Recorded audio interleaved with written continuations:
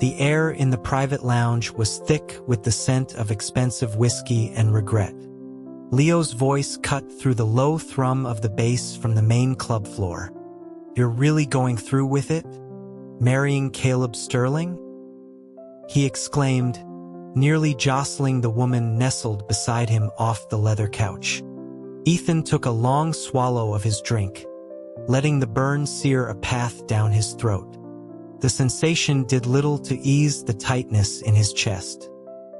He affirmed that he was, indeed, old enough to start contributing to the family's survival, and he threw a pointed look at Leo. Sheepishly, Leo loosened his grip on his companion. Honestly, when the news broke that Reed Enterprises was on the brink of collapse and his only way out was to marry the enigmatic Caleb Sterling, a scion of old money so reclusive he was practically a myth, Ethan had felt the same sense of dread. Caleb Sterling had been frail as a child, raised in quiet seclusion away from the city's chaotic social scene, and was a stranger to their world of excess. Leo sighed with theatrical sympathy, remarking that he'd heard Sterling was a cold, detached man. On the bright side, he mused, as long as Ethan behaved himself, his virtue would likely remain intact. Ethan shot him a withering glance. His preference for men didn't mean he was desperate enough to throw himself at a complete stranger, no matter how advantageous the arrangement. Leo changed the subject, his tone softening. He wondered aloud if Ethan's father was in such a hurry to get the wedding over with so he could finally marry his new girlfriend. Ethan's expression darkened. He muttered that his father could try if he dared. Several drinks later, the group decided to move to another club. As they were leaving, a commotion erupted from a dimly lit corner of the bar. The floor was littered with the glittering shards of a broken bottle. A preppy-looking man with a sneer, Chad, was loudly berating someone. He was demanding to know how he was going to be compensated for a $10,000 bottle of scotch. Watching the scene unfold, Leo scoffed at the tired, predatory tactic. It was an old trick meant to intimidate and extort, though it was unusual to see it used on another man. The target of the shakedown, however, was a surprisingly compelling one. Chad was relentless, and the bar manager, clearly in his pocket, added to the pressure. The victim of the scam remained silent, his stillness either a result of fear or defiance. Ethan couldn't stand by. He called out, his voice dripping with sarcasm, asking if the bottle was made of solid gold to warrant such a price. Every head in the vicinity turned toward him. As they did, Ethan's gaze fell properly on the so-called deadbeat. He was strikingly handsome. A simple, thin leather cord was wrapped around the delicate bones of his wrist. He possessed an air of profound calm, his dark eyes like deep, cool pools of water. Their eyes met for a fleeting second, and Ethan felt an unexpected jolt. It was no wonder Chad had resorted to such a crude method. The man was captivating. This was an exclusive club, and Chad had probably assumed the beautiful stranger wasn't a regular and therefore couldn't afford to fight back. The manager, however, recognized Ethan and Leo instantly. His demeanor shifted to one of fawning subservience as he presented the itemized bar tab for the broken bottle. It was, he explained, a rare import. Ethan nudged Leo with his elbow, a silent plea given his own newly bankrupt status. He then turned to the handsome stranger, who stood half a head taller than him, and clapped him reassuringly on the shoulder. He told him not to worry. The man lifted his gaze, his eyes holding an emotion Ethan couldn't quite decipher, but he chose to interpret it as gratitude. With a pained grimace, Leo took the tab and settled the bill. Seeing his plan foiled, Chad's narrow eyes widened. A nasty smile spread across his face as a new thought occurred to him. He pointed a finger at Leo, confirming his identity, then swung it toward Ethan. "Then that makes you the famous Ethan Reed, doesn't it?" Ethan's jaw tightened. Chad's smile grew wider and more malicious. He gloated that the whole city was buzzing with the news of how Ethan's father was selling him off to the Sterlings. He sneered, asking if he shouldn't be at home waiting for his wedding instead of cruising for guys, that Caleb Sterling might not appreciate it. That was the last straw. With a surge of fury, Ethan kicked the table in front of Chad, sending glasses and ashtrays crashing to the floor. He roared that what he did and with whom was none of Caleb Sterling's damn business. He declared that even if he found 10 other guys, Sterling had no right to say a word. A strange feeling washed over him. As the words left his mouth, he felt the handsome stranger's gaze on him intensify. But caught in the heat of the moment, Ethan ignored it. He exchanged a look with Leo, both ready to fight. Just as he was about to lunge, a cool hand closed around his wrist. The stranger's voice was low and steady. He advised against starting a fight there. Ethan tried to pull away, but the grip tightened. The man leaned closer, his voice a soothing murmur, promising he had a way to handle it. Ethan was skeptical. He felt like a punctured balloon, deflating slowly with no way to patch the hole. The feeling was worse than taking a punch. In the end, there was no fight. The fragile state of Reed Enterprises couldn't withstand any more negative press. Seeing Ethan stand down, Chad flashed him a smug, vulgar grin. Outside, the cool night air did little to quell Ethan's anger. His desire to party had vanished.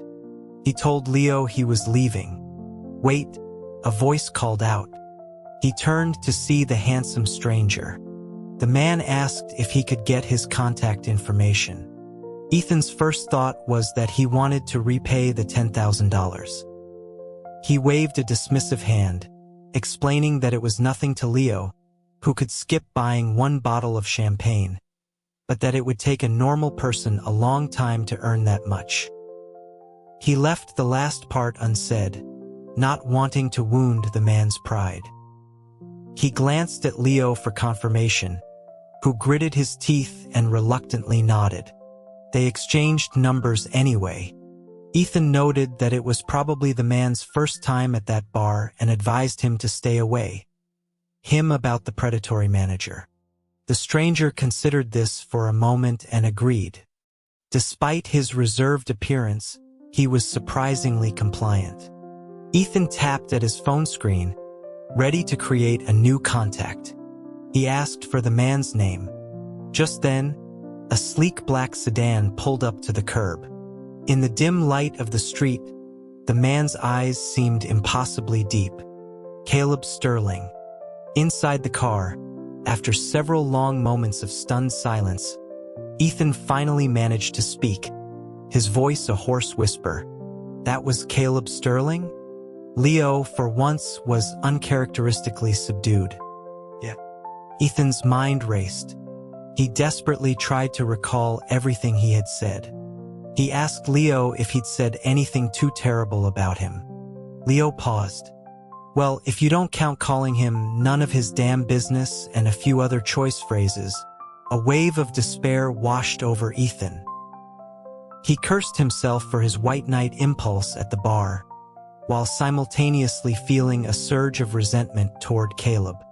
The man was a wolf who had masterfully played the part of a lost sheep, expertly preying on Ethan's sympathy. He seethed, imagining how Caleb must have been laughing internally the entire time. Later, back at his apartment, Ethan saw a message from Caleb. It had been sent just after they parted ways, but Ethan had been too busy having a meltdown to notice it. The message explained that Caleb hadn't intended to deceive him, but that the bar wasn't a discreet place to reveal his identity. He apologized. Ethan considered this. The Sterling family was powerful, but also intensely private. Caleb, in particular, had a carefully cultivated image of being above the city's nightlife. A photograph of him being harassed in a club would have been tabloid gold. overshadowing even the news about Ethan's own father. After a few seconds of silence, Ethan replied with a single word, "Oh." Caleb's response was immediate. "Are you angry?" Ethan typed back a lie, "No." Then he asked why Caleb was at a bar like that alone anyway, given his pristine reputation. Caleb seemed hesitant to explain. He had been meant to meet someone, but they had canceled at the last minute. The implication was clear. It was Caleb's first time in such a place. A slow smile spread across Ethan's face. The tension in his chest eased, replaced by a bubbling amusement. No wonder he had been targeted. He was fresh meat. Ethan assumed their next interaction wouldn't be until their wedding day. He was wrong. A few days later, his father informed him he was being sent to live with Caleb under the guise of premarital bonding. Ethan demanded to know why. His father stated coolly that he had already discussed it with the Sterlings, who agreed it was a necessary step.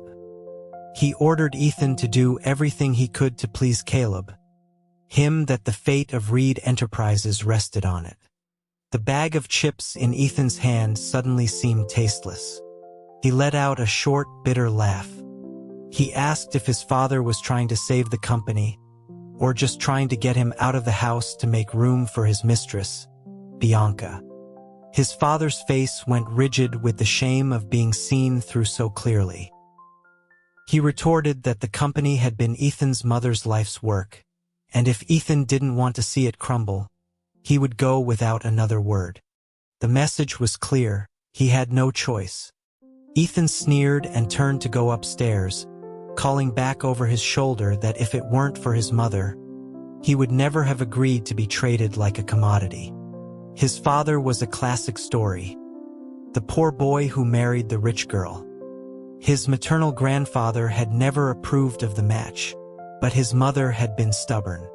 She had funded his father's first ventures, pouring her own money and energy into building the company. But as the business grew, so did their conflicts. His father resented what he saw as her constant interference, a painful reminder of her superior background.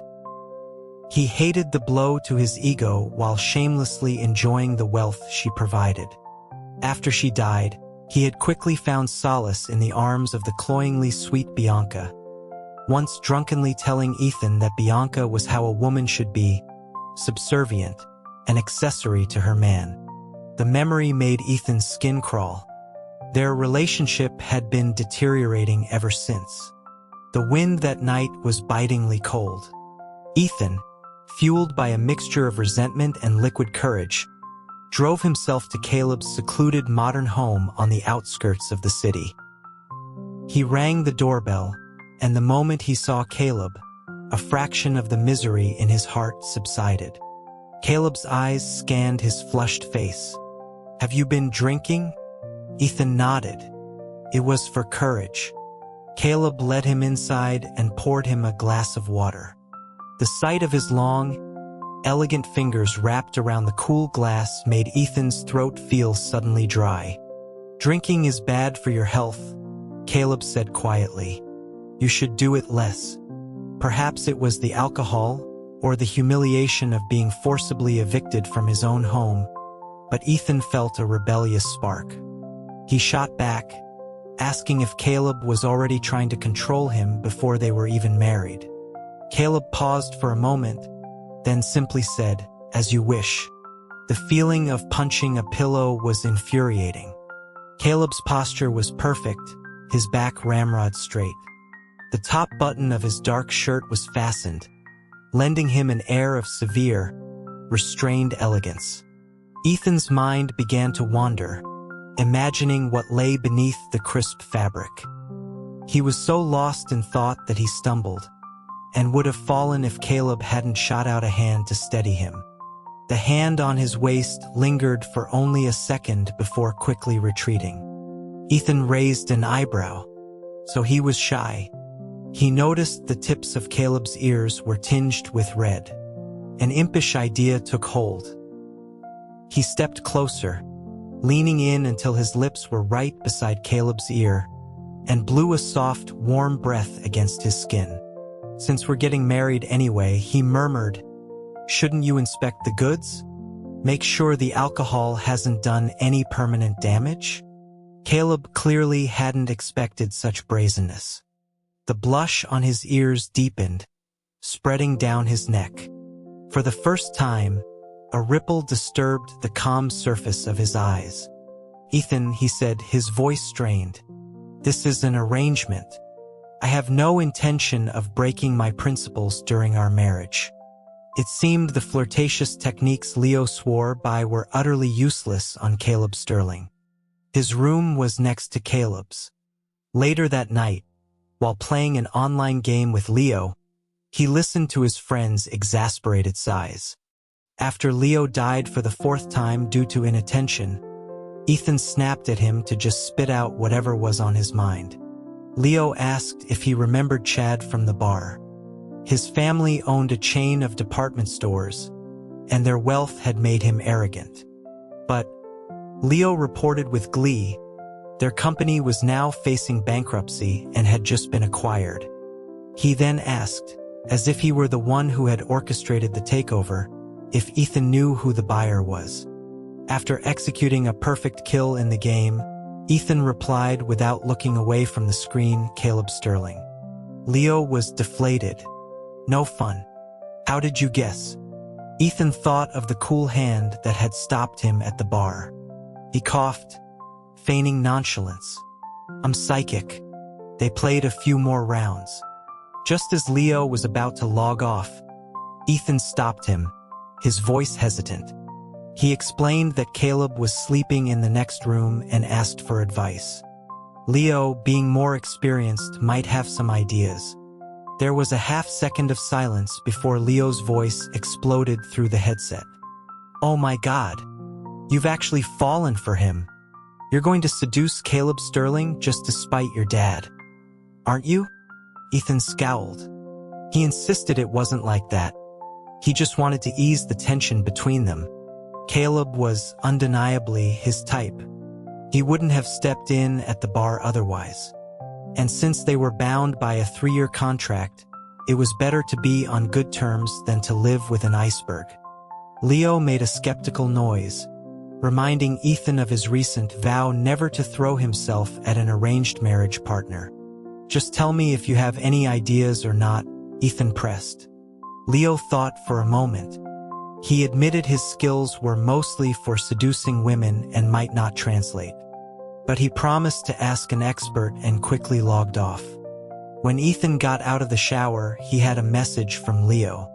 It was a link to an ebook with a garishly romantic cover depicting 2 men in a dramatic embrace. The title was The Tycoon's Taming. Caleb's life was painfully dull. He either went to his office or spent time in quiet contemplation at his family's country estate. There was almost no room for entertainment. Ethan figured he had probably never even been properly drunk. According to his late-night research, alcohol was a powerful catalyst. The main characters in the book had consummated their relationship with its help. Ethan wasn't asking for a lifelong commitment, just a taste. So he devised a plan. He had Leo take him to a bar, where he proceeded to get spectacularly drunk. When his body felt like overcooked pasta, he handed his phone to Leo and told him to make the call. A few minutes later, Leo reported that Caleb was on his way. Ethan nodded, his head swimming. Soon, he heard footsteps approaching. Leo stood up, his voice dripping with false sincerity as he apologized profusely to Caleb for calling him so late. He explained that with Ethan's father being so neglectful, he didn't know who else to turn to. Caleb said nothing. His footsteps grew closer. The air conditioning in the private room felt frigid, and Ethan shivered, curling into a ball on the sofa. Suddenly, he felt a warmth spread over him as a jacket was draped across his shoulders. Caleb touched his forehead. "Ethan?" He called his name several times, trying to wake him. Ethan gritted his teeth in frustration. Stop talking, he thought. Just pick me up like they do in the book. Thankfully, Leo had some sense. He suggested to Caleb that he could call a waiter to help get the drunken Ethan outside. After a moment of silence, Caleb declined the offer. He slid his arms under Ethan's back and knees and, with a strength that belied his slender frame, lifted him from the sofa. He was being carried out. It felt less like a romantic rescue and more like being escorted to a holding cell.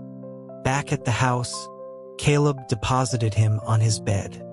Just as he was about to leave, Ethan grabbed his hand, looking up at him with eyes made wide and glistening by the alcohol.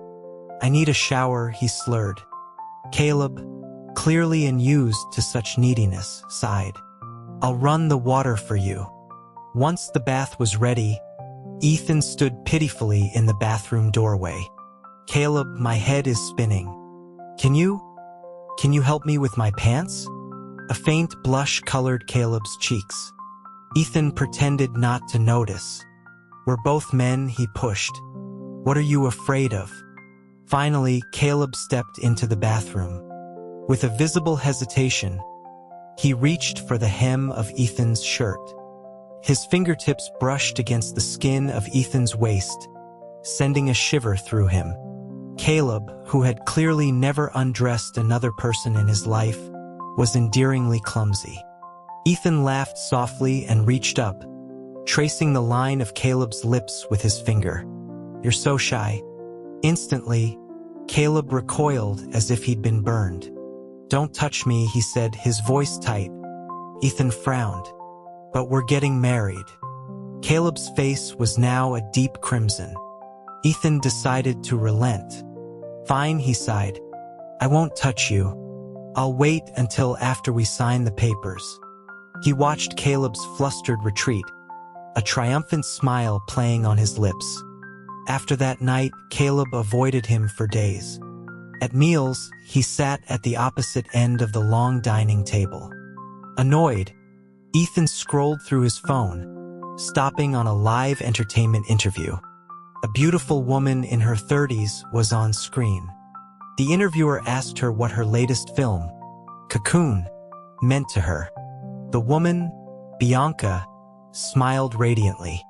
She said it represented a rebirth and that through it, she had met the love of her life. Ethan scoffed. Of course it was a rebirth. Before Reed Enterprises' financial troubles, his father had sunk $100 million into that film, single-handedly turning her from a universally panned actress into an award-winning star. The interviewer then asked about her relationship with her fiancé's son. Bianca adopted a look of saintly patience. She said that while Ethan could be willful, she tried her best to be understanding. Slap. Ethan slammed his phone face down on the table. "Ethan?" He looked up into Caleb's observant eyes. It wasn't surprising that Caleb knew the whole story. His father and Bianca were tabloid regulars.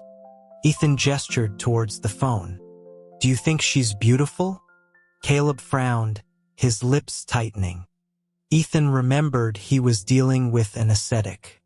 He took the opportunity to slide into the chair next to Caleb. He explained that Bianca was the woman his father was planning to marry and that she constantly made his life difficult. He added, with a touch of exaggeration, that his father would probably marry her before their own wedding took place, and that he might even be kicked out of the family home. It wasn't entirely a lie.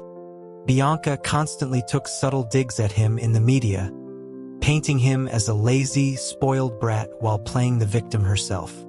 It had earned him more than a few rounds of online hate. Caleb looked down at him, his gaze intense. "Do you want my help?" Ethan's mind flashed to what had happened to Chad's family business. He quickly shook his head. He didn't have her in his sights yet, and completely bankrupting his family's company was a bit extreme. Instead, he wrapped his arms around Caleb's lean waist. Caleb coughed, a little uncomfortable. "Let go." Ethan shook his head. "Not until you promise you won't abandon me." Caleb went still. Ethan looked up, puzzled, and saw a dark expression on Caleb's face. Startled, he immediately released him. For all his recent boldness, Ethan was fundamentally a coward. His behavior was only possible because of Caleb's tolerance, but the look on his face now was genuinely unsettling. He started pushing food around on his plate. "I was just kidding, you." "All right," Caleb said softly. Caleb had a habit of spending a couple of days every few months at a secluded wellness retreat upstate. Ethan insisted on going with him. Caleb studied him, seemingly weighing whether someone as loud as Ethan could handle the tranquility of such a place. Ethan held up 3 fingers in a solemn vow. "I promise I'll behave." Caleb's expression softened. "Okay." He had agreed. But when they arrived, Ethan discovered that Caleb had a private suite, while he was assigned a room in the guest wing. They would barely see each other. By evening, Ethan was fuming. His muscles ached as he hauled a bucket of water to fill a large cistern for the garden. Caleb had conveniently failed to mention that accommodation at the retreat was earned through manual labor.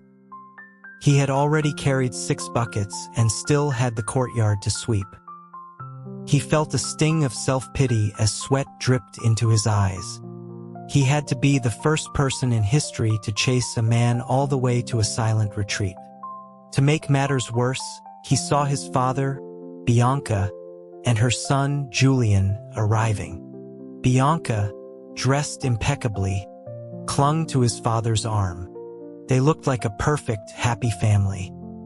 He remembered Bianca once boasting that she and his father would bring Julian to a place like this to pray for his good fortune.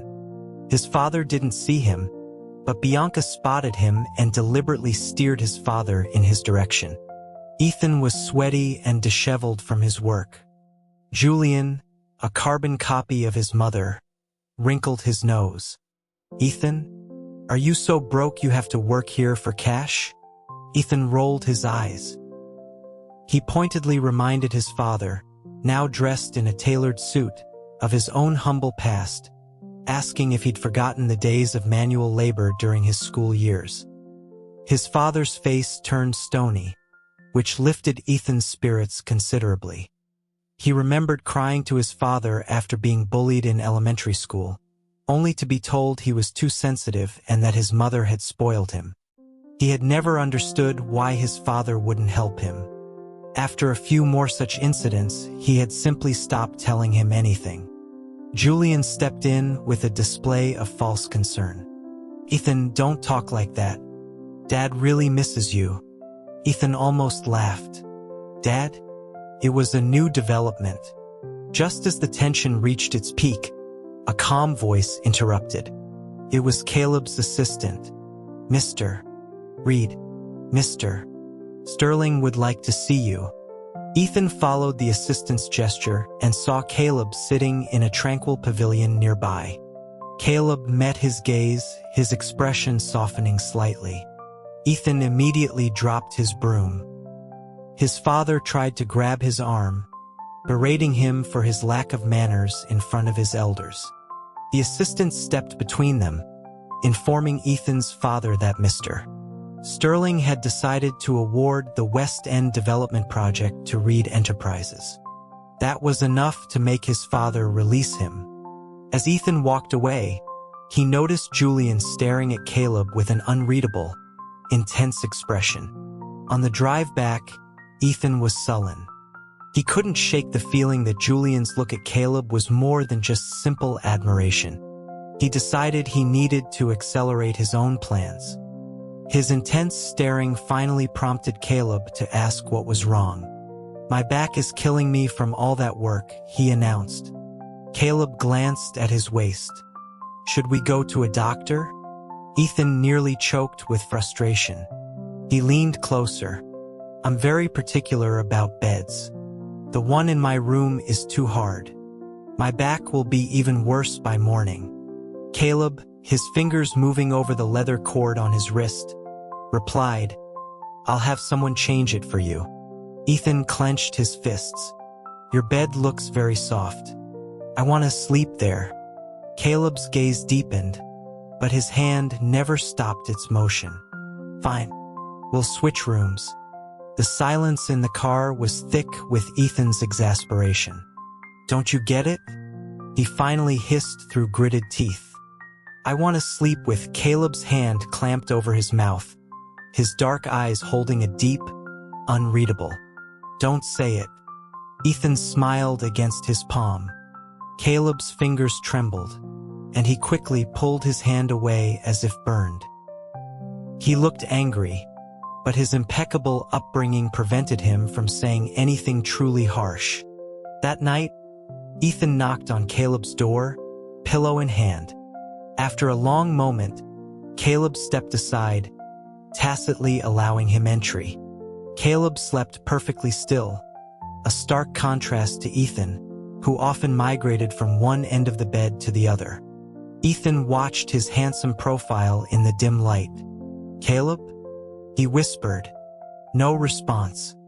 A sly grin spread across his face. He slipped his hand under the covers, inching it slowly across the sheets. Just as he was nearing his target, his wrist was seized in a firm grip. Caleb looked at him, his voice rough with sleep. It seems the retreat did nothing to quiet your mind. Ethan pouted. Caleb had no idea the agony of lying next to a perfect specimen of a man and being unable to touch him. So when can I be unruly? He challenged. Caleb didn't answer.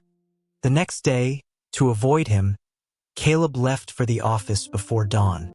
Ethan complained about his predicament to Leo, who had a mischievous suggestion.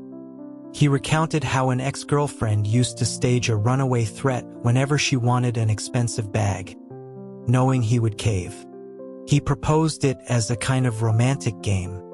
Ethan thought it over. It was a classic move from his romance novel. That night, he packed a bag, left a dramatic note, and flew to Europe. He began posting a curated stream of photos to a private social media story, visible only to Caleb. Gourmet food, beautiful scenery, handsome men. He was sure Caleb would take the bait.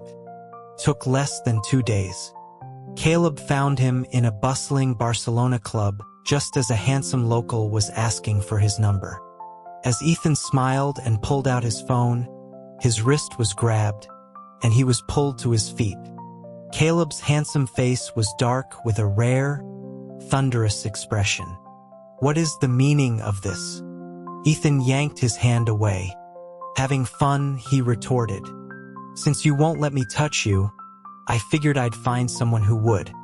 The realization that this was the reason for his disappearance seemed to make Caleb's mood even worse. He shot a look at the Spanish man, who immediately backed away. After a tense silence, Caleb dragged Ethan out of the club and shoved him into a waiting car. Ethan raised an eyebrow. If you don't agree to my terms, I'll just run away again. Caleb looked more stressed than he probably did closing a billion-dollar deal. He rubbed his temples. What do you want, Ethan? The fish was on the hook. Ethan smiled. You're always so proper, Mr. Sterling. Are you willing to do something a little reckless tonight? Caleb looked at him, his dark eyes stormy and dangerous. Ethan leaned in, his own smile turning wicked. Kiss me. Caleb's brow furrowed. The seconds ticked by. Ethan let out an impatient sound. Cow, before he could finish the word. A hand snaked around his waist, pulling him close. A wave of warmth washed over him, and the clean, cool scent of Caleb filled his senses. The next morning, he woke up to something hard and unfamiliar digging into his finger. He looked down and saw a simple, elegant platinum band.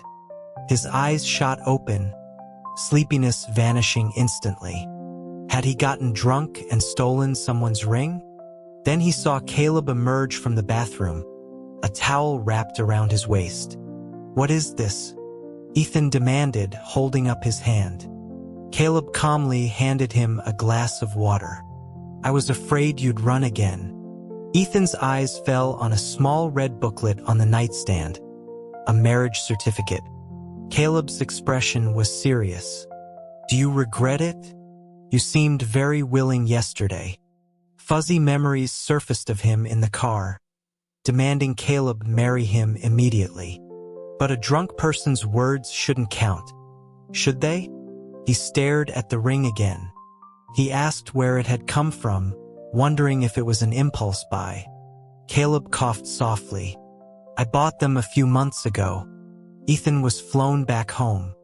On the private jet, he stared at the marriage certificate, the reality of the situation slowly sinking in. Caleb sat beside him, perfectly composed in an expensive suit. Ethan reached over, pulled Caleb's shoulder toward him, and rested his head on it. Caleb's back stiffened for a moment, but he didn't pull away. "You sit so straight," Ethan murmured. "It looks uncomfortable." Caleb's brow furrowed. Thinking he'd hurt his pride, Ethan started to apologize, but Caleb cut him off. "Okay, I'll change." Now it was Ethan's turn to be silent. It was hard to imagine Caleb slouched in a chair like him. The image was too bizarre. On second thought, he said, "Maybe just stay as you are." Caleb seemed to relax just slightly. Back home, Ethan searched everywhere for his treasured romance novel. He muttered to himself, wondering where it had gone. He was sure he'd left it in his room in his haste to leave. Caleb, just back from the office, saw the messy room. "What are you looking for?" Ethan couldn't exactly tell him the truth. Caleb held up a book with a famously blush-inducing cover. "This?" Ethan yelped and tried to snatch it, but Caleb held it out of reach. "You should read less of this." "Why not?" Ethan protested. "It's my secret weapon.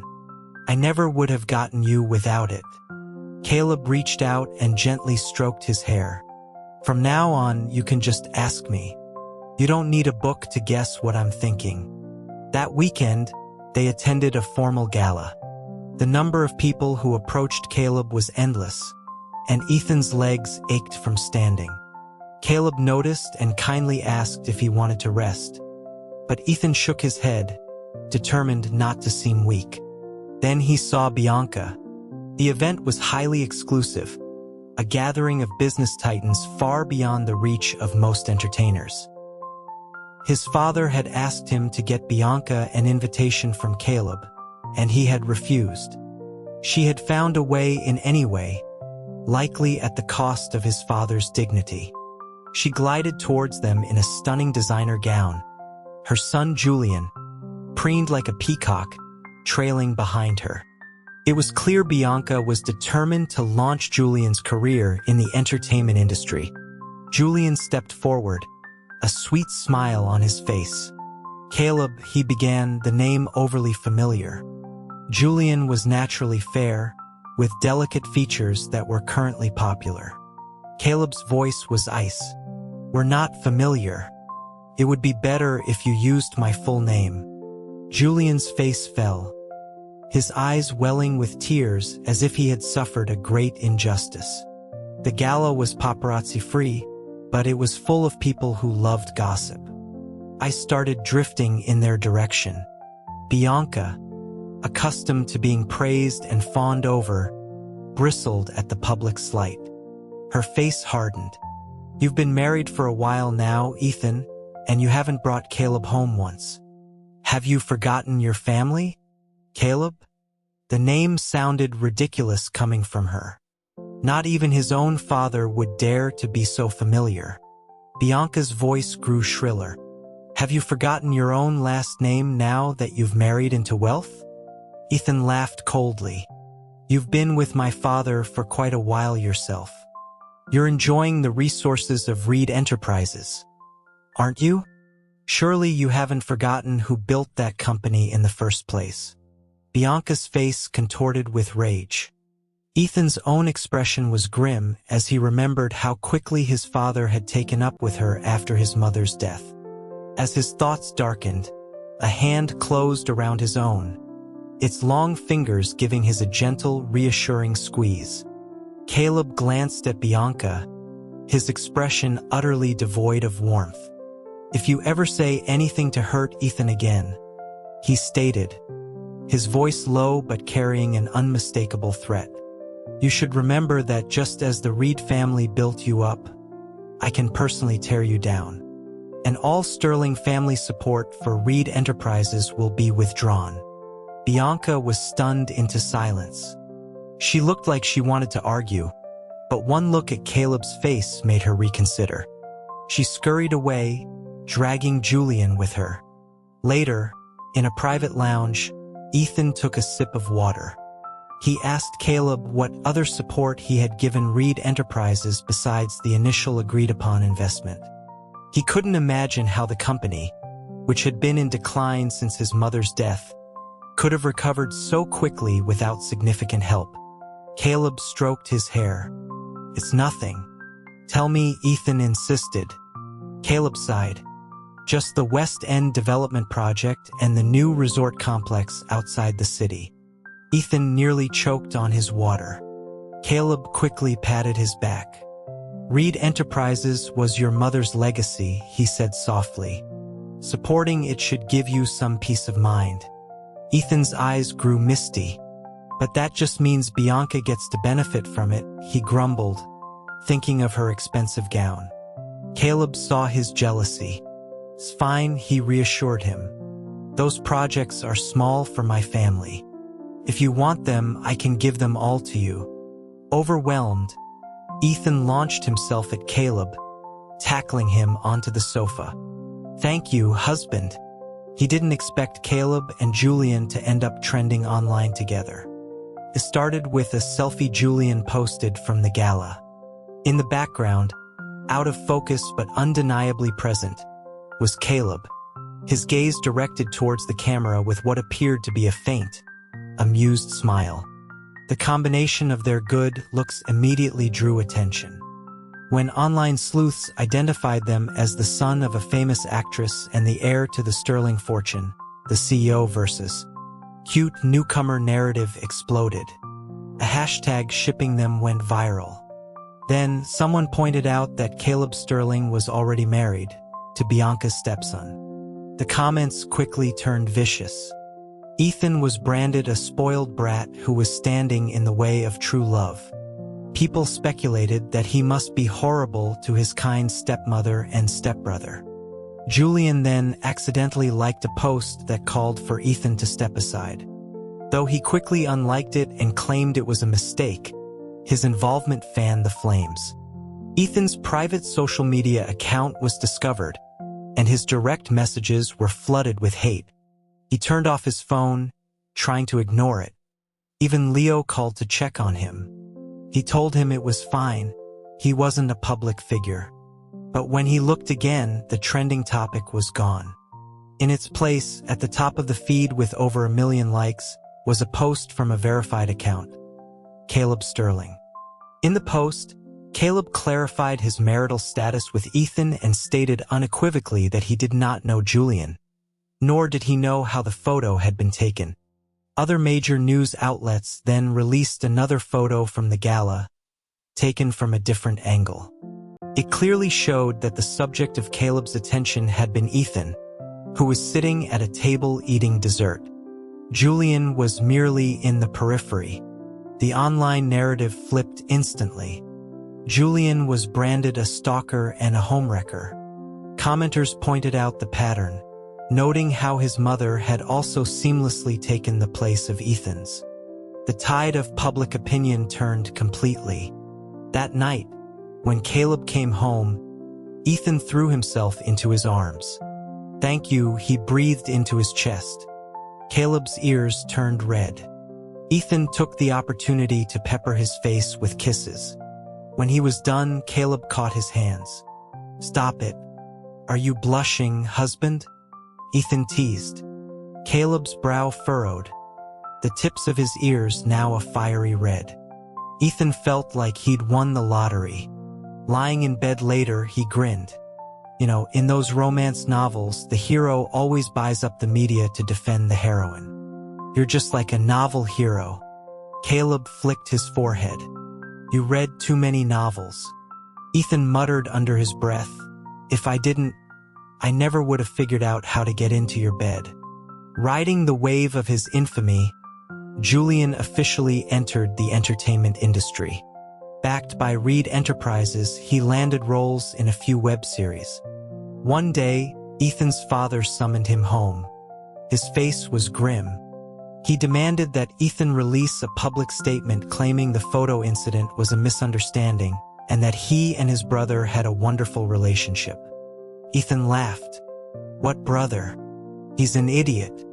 And he practically has his eyes glued to Caleb. The only one who doesn't see it is you. His voice rose with years of suppressed anger. You treat your stepson like a prince and your real son like a bargaining chip. If it weren't for Caleb, I would be the one getting death threats online right now. His father offered no defense, which was a tacit admission that he knew about Julian's intentions and simply didn't care. Is he your illegitimate son or something? Ethan spat out. The question earned him a stinging slap across the face. Get out, his father seethed. And don't come back until you make that statement. Ethan took a deep breath. Gladly, he walked out, his cheek burning. But he was free. When he got home, Caleb was already there. The warm light of the house made him want to cry, but he held it back. Caleb's gentle expression turned to stone when he saw the red mark on Ethan's cheek. He crossed the room in 3 long strides, his fingers hovering over the bruise, afraid to touch. The sight of his concern made all of Ethan's carefully constructed walls crumble. Who did this to you? Caleb asked, his voice dangerously low. With that one question, Ethan's eyes filled with tears. He hadn't thought it was a big deal, but Caleb's raw, undisguised care made old wounds ache anew. He launched himself into Caleb's arms, the force of it making Caleb stumble back a step. He ended up sitting on Caleb's lap while Caleb gently applied a cold compress to his face. Caleb's eyes were filled with pain and a brewing storm. I'm sorry, Caleb said suddenly, startling him. He looked at Ethan with intense seriousness. I shouldn't have let you go back there alone. Sensing the weight of Caleb's guilt, Ethan wrapped his arms around his neck and smiled. It's not your fault. My own father won't even take my side. Caleb's arm tightened around his waist. It doesn't matter, he said, his voice a solemn vow. I am on your side. He was so close that Ethan could feel his warm breath on his neck. Caleb Sterling will always be on Ethan Reed's side. Ethan's eyes burned, and he nodded fiercely. After that, he had very little contact with his father. Then, one evening while out to dinner with Caleb, he saw Bianca entering a hotel with another man. At first, he dismissed it, but the man was clearly not his father. When Bianca kissed the man affectionately, Ethan instinctively raised his phone and snapped a picture. A quick investigation revealed the man was a famous director currently casting for a major film. A bitter smile touched Ethan's lips. This was the gentle, devoted woman his father had praised. He sent the photos to a media outlet. While Bianca's constant slander had not been the sole reason for his estrangement from his father, Reed Enterprises was still his mother's legacy. He wouldn't allow someone like her to tarnish it. The news of Bianca's affair broke, and with photographic evidence, her career and reputation were destroyed. His father, publicly humiliated, divorced her. The director, spooked by the scandal, dropped her from the film. Without the support of a wealthy benefactor, Julian's fleeting fame as a black swan of the industry quickly faded, and he vanished from the public eye. When their 3-year contract was up, his father, seeing that he and Caleb had not divorced, tried to reestablish contact. Ethan ignored him. Instead, he and Caleb held a magnificent wedding, and then spent a month traveling the world for their honeymoon. leaving all the unhappy memories behind.